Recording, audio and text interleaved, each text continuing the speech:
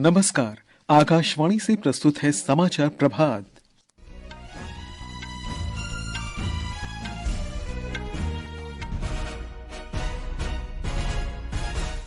प्रधानमंत्री नरेंद्र मोदी आज नई दिल्ली में ग्रामीण भारत महोत्सव का उद्घाटन करेंगे। 6 दिन के इस महोत्सव में ग्रामीण भारत की उद्यमशीलता और सांस्कृतिक विरासत की झलकियां प्रस्तुत की जाएंगी। केंद्र ने डिजिटल व्यक्तिगत डेटा संरक्षण नियमों का मसौदा जारी किया। अब बच्चों को सोशल मीडिया अकाउंट खोलने के लिए माता-पिता की सहमति जरूरी। विदेश मंत्री डॉक्टर सुब्रमण्यम जयशंकर ने भारत की पड़ोसी प्रथम नीति के अंतर्गत मालदीव को सहयोग जारी रखने का आश्वासन दिया। भारत और ईरान ने चाबहार बंदरगाह तथा व्यापार संबंधों सहित द्विपक्षीय संबंधों की समीक्षा की। उत्तर भारत के विभिन्न हिस्सों में कोहरे का प्रकोप, रेल और हवाई यातायात बाधित। और राउरकेला में हॉकी इंडिया लीग में तमिलनाडु ड्रैगन्स ने वेदांता कलिंगा लांसर्स को पेनल्टी शूट आउट में हराया।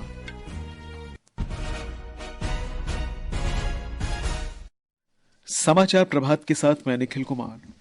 प्रधानमंत्री नरेंद्र मोदी आज नई दिल्ली में ग्रामीण भारत महोत्सव 2025 का उद्घाटन करेंगे। इस अवसर पर वे एक जनसभा को संबोधित भी करेंगे। हमारे संवाददाता ने बताया है कि इस महोत्सव का उद्देश्य ग्रामीण बुनियादी ढांचे का विकास, आत्मनिर्भर अर्थव्यवस्था का निर्माण और ग्रामीण समुदायों में नवाचार को बढ़ावा देना है। इस महोत्सव में भारत की समृद्ध सांस्कृतिक विरासत को प्रदर्शनियों के माध्यम से प्रदर्शित किया जाएगा। 6 दिनों तक चलने वाले इस महोत्सव का विषय है विकसित भारत 2047 के लिए एक सुदृढ़ ग्रामीण भारत का निर्माण करना। इस महोत्सव का एक महत्वपूर्ण उद्देश्य उद्यमिता के माध्यम से ग्रामीण महिलाओं को सशक्त बनाना है। इसके अलावा विभिन्न चर्चाओं और कार्यशालाओं के माध्यम से ग्रामीण बुनियादी ढांचे को बढ़ावा देने, आत्मनिर्भर अर्थव्यवस्था का निर्माण करने और ग्रामीण समुदायों के भीतर नवाचार को बढ़ावा देने पर जोर रहेगा। इस आयोजन का उद्देश्य पूर्वोत्तर भारत पर विशेष ध्यान देते हुए ग्रामीण आबादी के बीच आर्थिक स्थिरता और वित्तीय सुरक्षा को बढ़ावा देना है। दीपेंद्र कुमार, आकाशवाणी समाचार, दिल्ली। केंद्रीय विज्ञान और प्रौद्योगिकी मंत्री डॉक्टर जितेंद्र सिंह आज नई दिल्ली में वैज्ञानिक और औद्योगिक अनुसंधान विभाग DSIR के 40वें स्थापना दिवस समारोह में भाग लेंगे।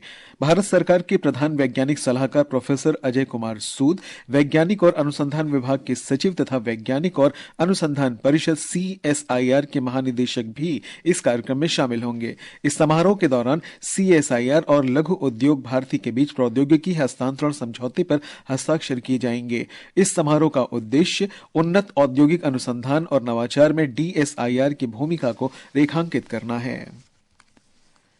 श्रम और रोजगार मंत्री मनसुख मांडविया ने विकसित भारत की परिकल्पना को साकार करने के लिए युवाओं से राष्ट्र निर्माण में योगदान देने का आह्वान किया है। गुजरात के सूरत में एक कार्यक्रम में श्री मांडविया ने देश को आगे ले जाने में युवाओं के भीतर नेतृत्व क्षमता विकसित करने की आवश्यकता पर बल दिया। जब देश आजादी का शताब्दी दिवस मनाता हो तब हमें हिंदुस्तान को डेवलप करके विकसित भारत बनाना है। ये 25 साल का समय ये अमृत काल का समय कहा गया। ये अमृत काल में हमें देश का विकसित भारत का इतिहास लिखना है, हमें देश का अतीत लिखना है और देश के निर्माण में हमें सब लोगों को साथ में मिलकर देश के प्रति अपना कर्तव्य का निर्वहन करना है। केंद्र सरकार ने डिजिटल व्यक्तिगत डेटा संरक्षण नियम 2025 का मसौदा जारी कर दिया है। मसौदा नियमों में बच्चों के सोशल मीडिया अकाउंट खोलने के लिए अभिभावकों की अनिवार्य और प्रमाणित सहमति लेने का प्रावधान किया गया है। इलेक्ट्रॉनिकी और सूचना प्रौद्योगिकी मंत्री अश्विनी वैष्णव ने सोशल मीडिया पोस्ट पर कहा कि मसौदा नियम परामर्श के लिए खुले हैं। उन्होंने लोगों से अपने विचार व्यक्त करने को भी कहा है। डिजिटल व्यक्तिगत डेटा संरक्षण अधिनियम 2023 को राष्ट्रपति द्रौपदी मुर्मू ने अगस्त 2023 में मंजूरी दी थी। एक रिपोर्ट। मसौदा नियमों में डिजिटल व्यक्तिगत डेटा संरक्षण अधिनियम 2023 के अंतर्गत व्यक्तिगत सहमति लेने, डेटा प्रसंस्करण कर्ताओं की जिम्मेदारी और अधिकारियों के कामकाज से जुड़े प्रावधान दिए गए हैं। इन नियमों के बारे में व्यक्त की गई कोई भी प्रतिक्रिया गोपनीय रखी जाएगी ताकि लोग अपने विचार स्वतंत्र रूप से साझा कर सकें। मसौदा नियमों पर अपने विचार माई गवर्नमेंट पोर्टल के माध्यम से 18 फरवरी तक व्यक्त किए जा सकते हैं। भानु की रिपोर्ट के साथ समाचार कक्ष से आकर्षिता सिंह।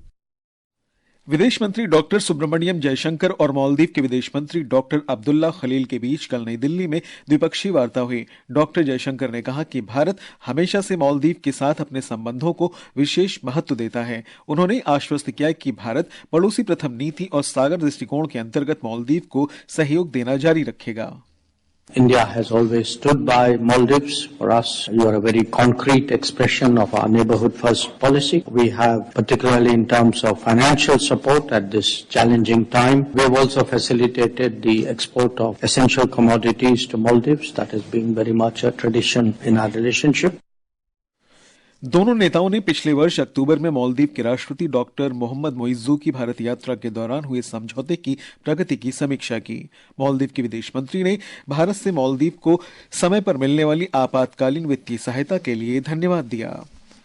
भारत तथा ईरान ने चाबहार बंदरगाह, कृषि सहयोग, व्यापार और आर्थिक मुद्दों तथा सांस्कृतिक और जनसंपर्क सहित समूचे द्विपक्षीय संबंधों की श्रृंखला की समीक्षा की है।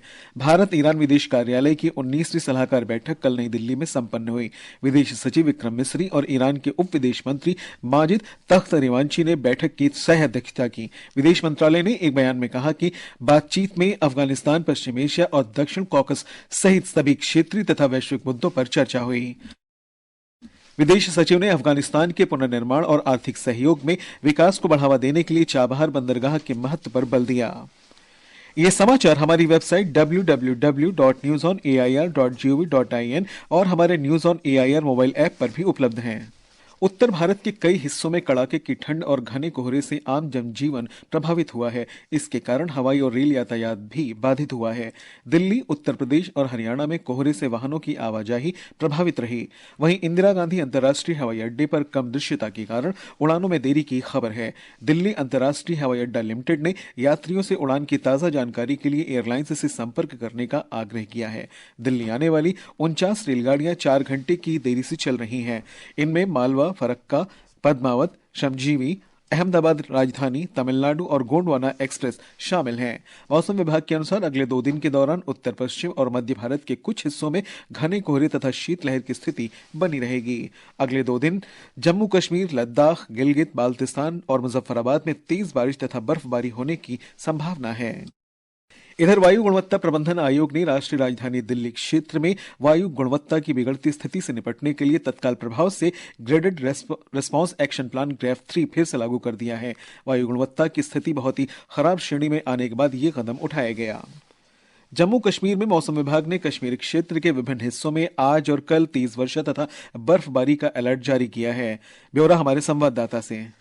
यातायात विभाग ने कहा है कि अच्छे मौसम और बेहतर सड़क की स्थिति के अधीन आज श्रीनगर जम्मू राष्ट्रीय राजमार्ग पर दोनों छोर से वाहनों के आवागमन की अनुमति दी जाएगी। इसी तरह श्रीनगर से कारगिल तक एक तरफा यातायात की भी अनुमति होगी। पर्यटकों, यात्रियों और ट्रांसपोर्टरों को सलाह दी गई है कि वे अपने गंतव्यों तक पहुंचने के लिए राष्ट्रीय राजमार्ग या अन्य महत्वपूर्ण सड़कों की स्थिति के बारे में पहले ही जानकारी प्राप्त करें।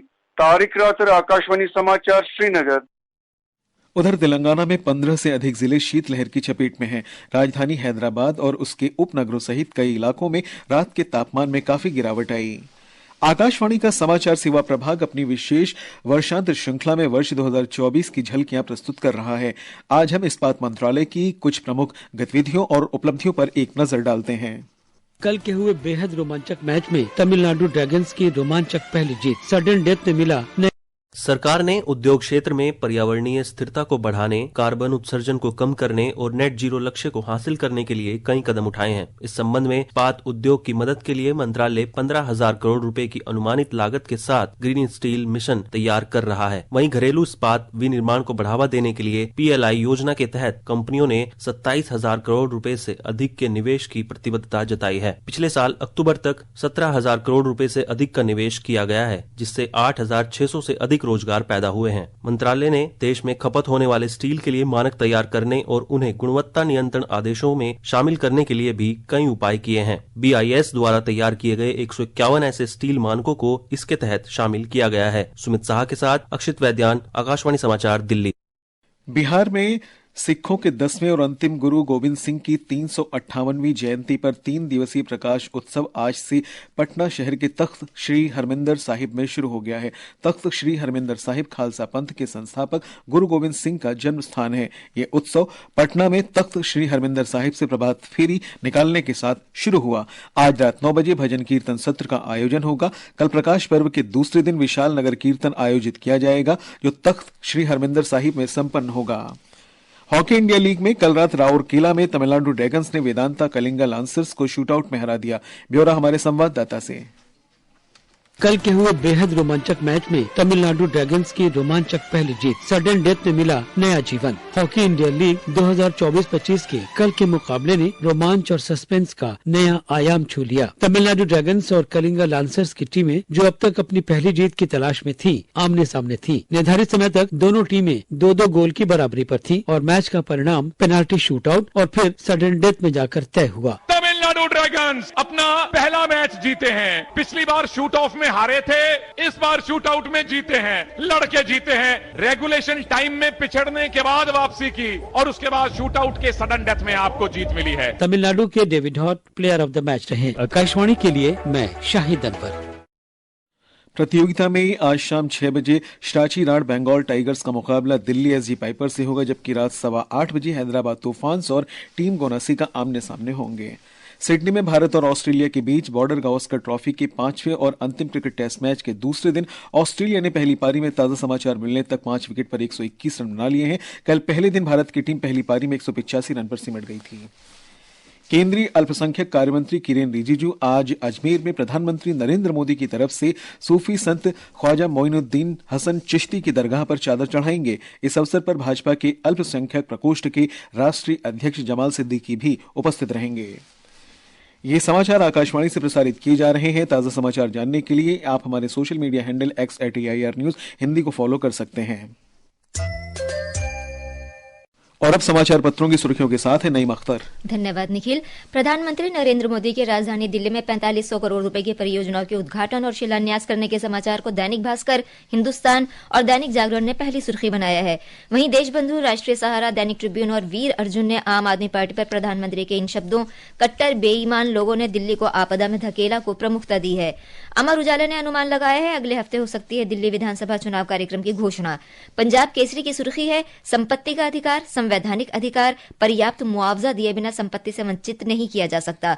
हरिभूमि की खबर है वंदे भारत 180 किलोमीटर प्रति घंटा की रफ्तार से दौड़ने के लिए तैयार, 3 दिन का परीक्षण सफल। इकोनॉमिक्स टाइम की सुर्खी है कर्ज चुकाने के लिए कर्ज लेने पर लगेगी लगाम, आरबीआई का शिकंजा। कासगंज में चंदन गुप्ता हत्याकांड के 28 दोषियों को उम्र कैद के समाचार को दैनिक जागरण और जनसत्ता सहित कई अखबारों ने प्रमुखता दी है। और अंत में मुख्य समाचार एक बार फिर। प्रधानमंत्री नरेंद्र मोदी आज नई दिल्ली में ग्रामीण भारत महोत्सव का उद्घाटन करेंगे। 6 दिन के इस महोत्सव में ग्रामीण भारत की उद्यमशीलता और सांस्कृतिक विरासत की झलकियां प्रस्तुत की जाएंगी। केंद्र ने डिजिटल व्यक्तिगत डेटा संरक्षण नियमों का मसौदा जारी किया। बच्चों को सोशल मीडिया अकाउंट खोलने के लिए माता पिता की सहमति जरूरी। विदेश मंत्री डॉक्टर सुब्रमण्यम जयशंकर ने भारत की पड़ोसी प्रथम नीति के अंतर्गत मालदीव को सहयोग जारी रखने का आश्वासन दिया। भारत और ईरान ने चाबहार बंदरगाह तथा व्यापार संबंधों सहित द्विपक्षीय संबंधों की समीक्षा की। उत्तर भारत के विभिन्न हिस्सों में कोहरे का प्रकोप, रेल और हवाई यातायात बाधित। और राउरकेला में हॉकी इंडिया लीग में तमिलनाडु ड्रैगन्स ने वेदांता कलिंगा लांसर्स को पेनल्टी शूटआउट में हराया। इसके साथ ही समाचार प्रभात का ये अंक समाप्त हुआ। नमस्कार।